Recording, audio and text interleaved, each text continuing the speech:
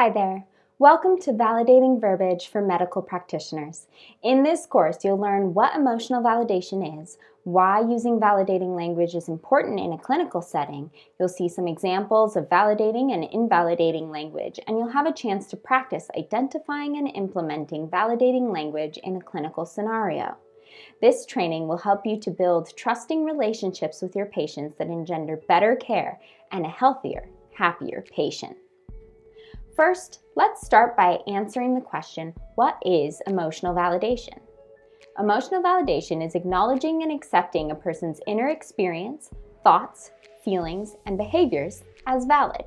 We do this every day with our partners and coworkers. Think about the last time someone told you they had a hard weekend. What was your response? If you value your relationship with that person, then it was probably something like, "That's terrible!" This is emotional validation.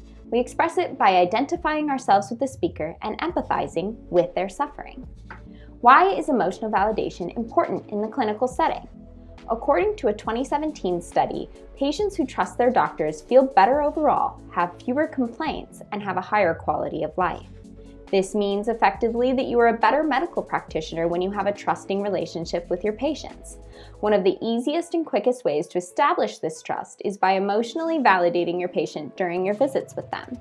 Luckily, this is an easy practice and doesn't reduce the 15 minutes you get with each patient. A simple two-step process is all you need to validate any of the varied emotions a patient might be experiencing in your office or hospital. As you practice these steps, you will find them more and more automatic until you can emotionally validate a patient almost without thinking of it. Start first by identifying and acknowledging the emotion. This is the time to ask clarifying questions like, how are you feeling right now? It seems like you are blank. Is that what's happening? These questions help you identify which emotion the patient is experiencing so that your future comments and questions can be more specifically directed. Please note that it is never appropriate to assume someone's emotional state. Always ask unless tears, yelling, or other agitation make it appropriate to use more vague terms like upset, frustrated, or struggling. Once the patient has described their own emotional state, you must adopt that language in order to validate it. Step 2. Validate that emotion. Without knowing what emotion they are feeling, it would be impossible to validate that emotion. Once you know that they are angry, upset, sad, or frustrated, you can go on to empathize with your patient in their experience of that emotion. You can express your empathy through sentences like, I know that you're feeling blank because blank. I know this must be hard to hear. This must be so frustrating to go through. I would be blank too if it was me. These statements assure your patient that you understand where they are coming from. When people feel understood and emotionally validated, they feel safer, more trusting, and more hopeful. These are the kinds of feelings that you, as a medical practitioner, highly skilled in the field of caring for others, want to engender when having a difficult conversation with a patient.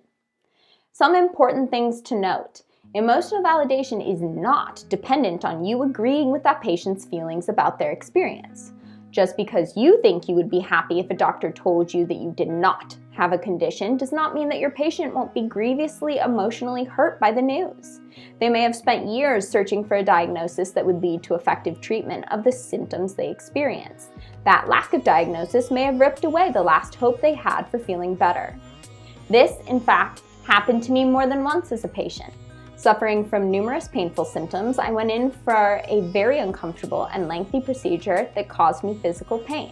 The doctor conducting the test announced to me joyfully that I was diagnosis-free and that I was lucky to be so.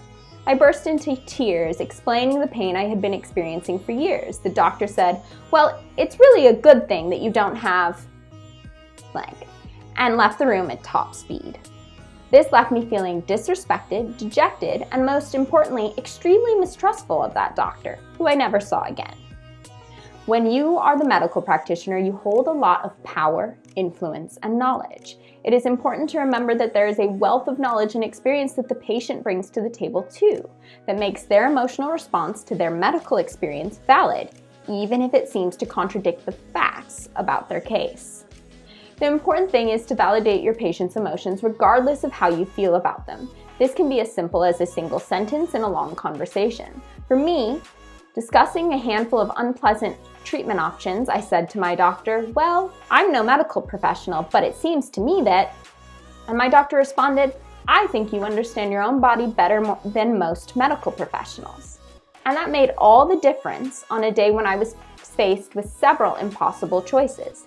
His sentence validated my emotions by making me feel understood, seen, and accepted as a peer in his office. Emotional validation can be perpetuated across all your patient interactions through the use of simple phrases like the following. "I can see how you would feel that way." "That must be really hard." "I would feel the same way." "How frustrating." "I bet you're frustrated." "I'm here for you." "I know this must be hard to hear." These phrases will be available on a downloadable infographic in the next section of the course. Be sure to review it carefully because after that, you'll test your ability to choose validating language in a high-pressure situation with a game. Followed by a patient interaction scenario where you'll get to practice choosing the right language at the right time to help your patient feel safe and understood. Thanks for watching.